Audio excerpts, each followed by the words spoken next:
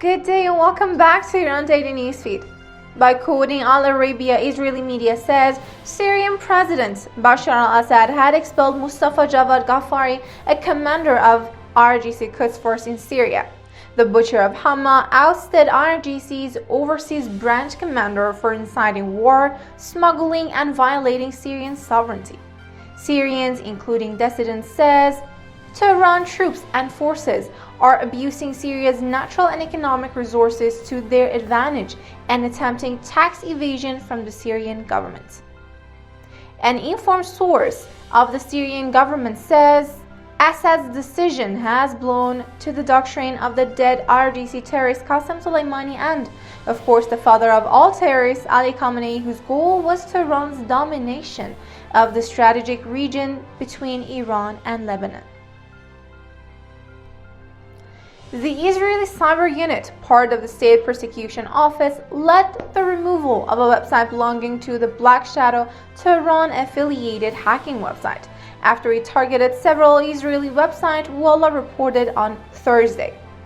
According to the Jewish news syndicate, the removal of the site means a significant reduction to expose personal materials publicized by Black Shadow, a hacking group affiliated with the Islamic Republic that has operated against Israeli sites in the past 2 years.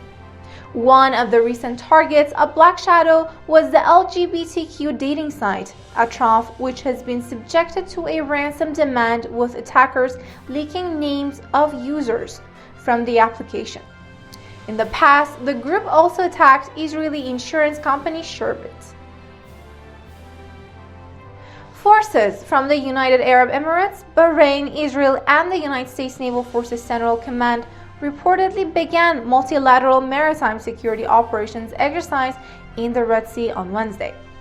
According to Reuters, this is the first publicly acknowledged naval exercise between the United States, Israel, and the two Gulf countries. An Israeli naval officer briefing reports in Israel on the drill said the start of such military cooperation under U.S. auspices could help counter Tehran's power projection in the region. The UAE and Bahrain last year normalized diplomatic relations with Israel under a U.S. brokered deal known as Abraham Accords, brought together by shared worries about the Islamic Republic and hopes for economic gains. Hackers backed by the Islamic Republic have searched cybercriminal websites for sensitive data stolen from American and foreign organizations that could be useful in future efforts to hack those organizations. In an adversary sent to U.S. companies obtained by CNN, the FBI says Tehran-backed hackers have taken an interest in dark web forums where scammers leak information on their victims, such as stolen emails and network configurations, according to the November 8th adversary. The FBI is concerned that Tehran hacking group could use that information to plot ways into U.S. corporate networks in the future.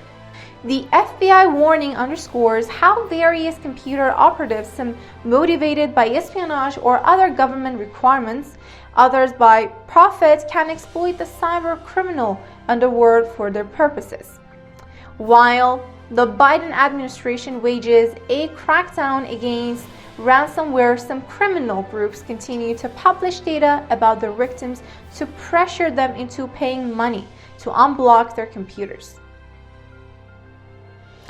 And that was all for now. I'm Kate, and thank you for the privilege of your time.